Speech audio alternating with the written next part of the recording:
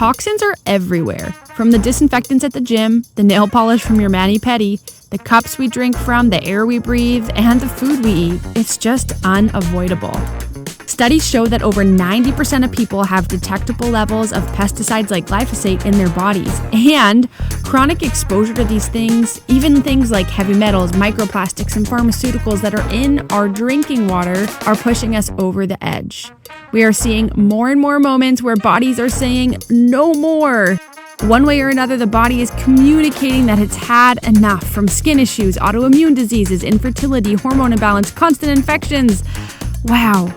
Our bodies have been designed miraculously to drain and detoxify right from the cellular level. This season is all about understanding why our toxic loads are tipping, and most importantly, how you can find hope.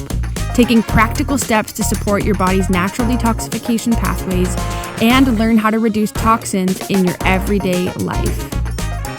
What's up, Roots and Fruits community? We are here with season 2 of the podcast, and I could not be more excited for the upgrade in quality, but also all of the guests that we have lined up. And our first topical season, I wanted to focus in on toxicity. I truly believe that toxicity is at the root of so many health issues, if not all, especially chronic disease.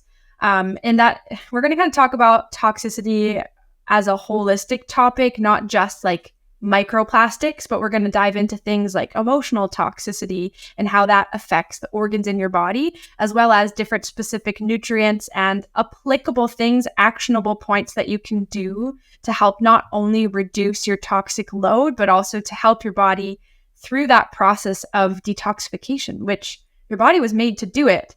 The problem is that we are so overloaded with toxins. And I want to today dive into just a little bit of an overview to set you up for the best listening experience possible.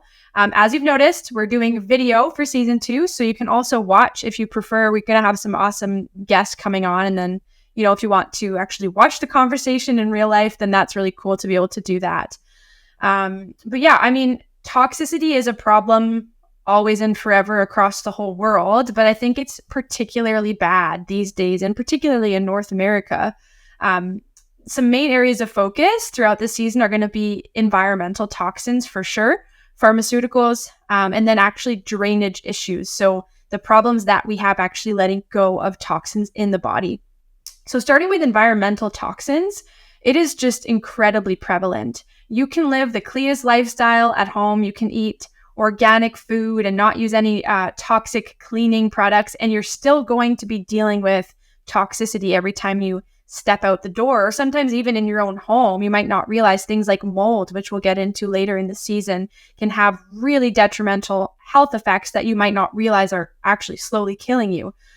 Other things like, you know, obviously pesticides. I'm really, really pumped for our episode on glyphosate. We have literally the leading expert in glyphosate in the world chatting with us. So that's going to be insanely informative and hopefully inspiring, maybe a little bit of a downer too, because you'll start to realize how much that you just can't get away from it. So talk about that. We're going to talk about toxins in the air that we're breathing in. Obviously food. Obviously our food supply is toxic largely because of that glyphosate piece and all the sprays that they use in modern agriculture practices. But then also, you know, our soil is depleted. So the actual nutrients in the food that we're eating and the animals that we're eating are depleted, especially animals, meat, things like antibiotics and hormones are added. So that not only takes away from the nutritional value, but it actually adds toxins in. So we might think we're eating a healthy steak, but we actually are eating everything that animal ate too. So we have to kind of dive into that topic. Other environmental toxins would be things like heavy metals, plastics, and other kind of pollutants in water in particular. So I'll tell you right now, we're going to do an episode on water, but right off the bat, just stop drinking tap water altogether. I'll link a few water filters in the show notes here. I like to offer a few different recommendations just based on your budget. Some water filters are very, very, very expensive, and while they might be worth it, it's really not realistic for everyone to jump into $1,000 filtration system today. But a couple that I really, really love are in the $200 mark. So get on that right away. That's one of the best things you could do for your health, is to stop drinking tap water. when you drink tap water, you are drinking everything that gets flushed down the toilet. Well, not pee and poo, well, not that stuff, but pharmaceuticals, things like that. And then also things they add in to try and kill off different bacteria and stuff. So we're getting chlorine, fluoride, all these things that, again, once in a while, it's not a big deal, but we talk about the toxic burden or the toxic load on the body. If we're drinking tap water all the time, that really adds up and gets stored in the body, and then further inhibits your ability to drain and detox.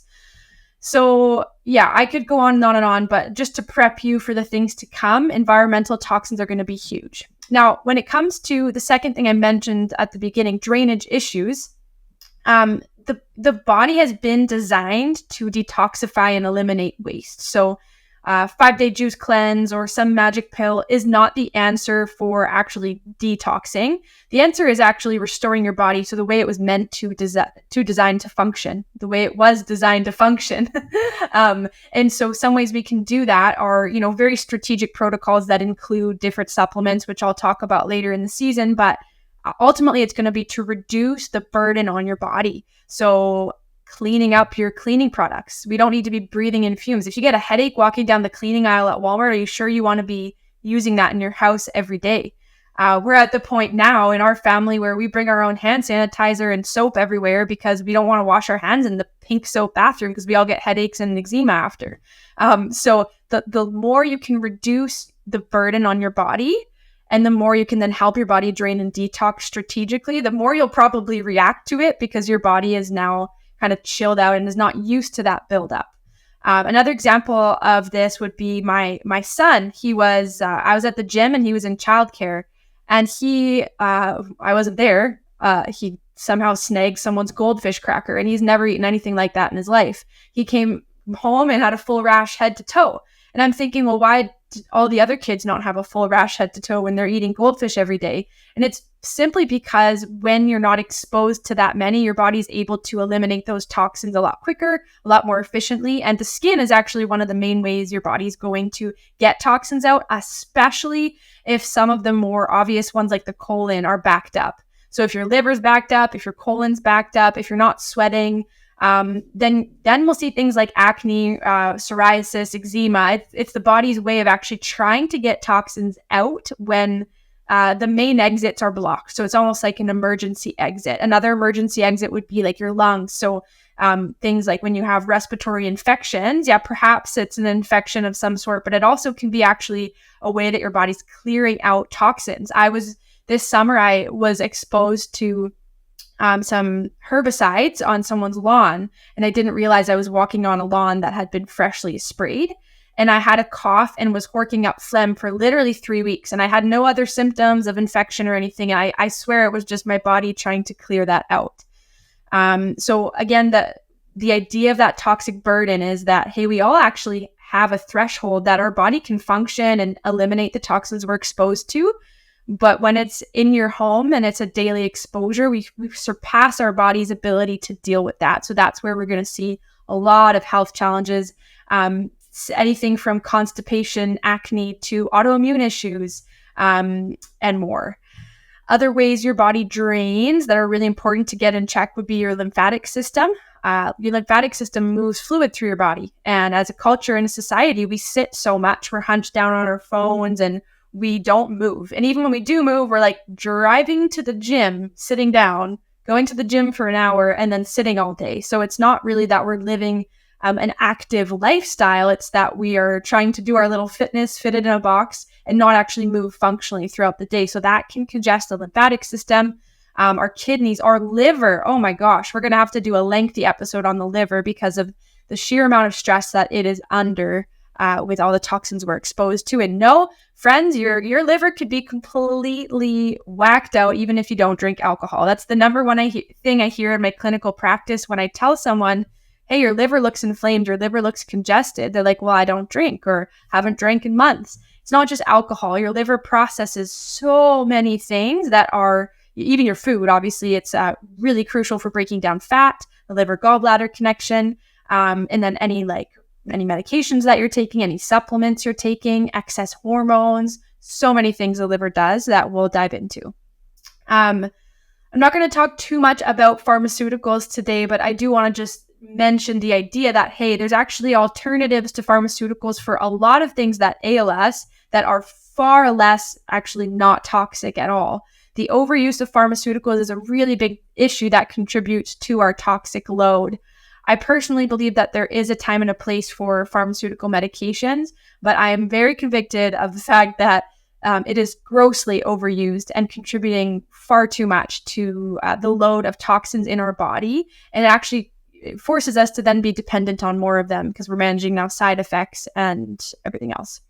One thing we're going to talk about this season is the idea of emotional toxicity. So stress, unresolved trauma, negative thought patterns, and how that is actually toxic to the body physiologically. You can't compartmentalize the experiences we go through as humans. It's not like emotional health, physical health, spiritual health, mental health. Everything is interconnected.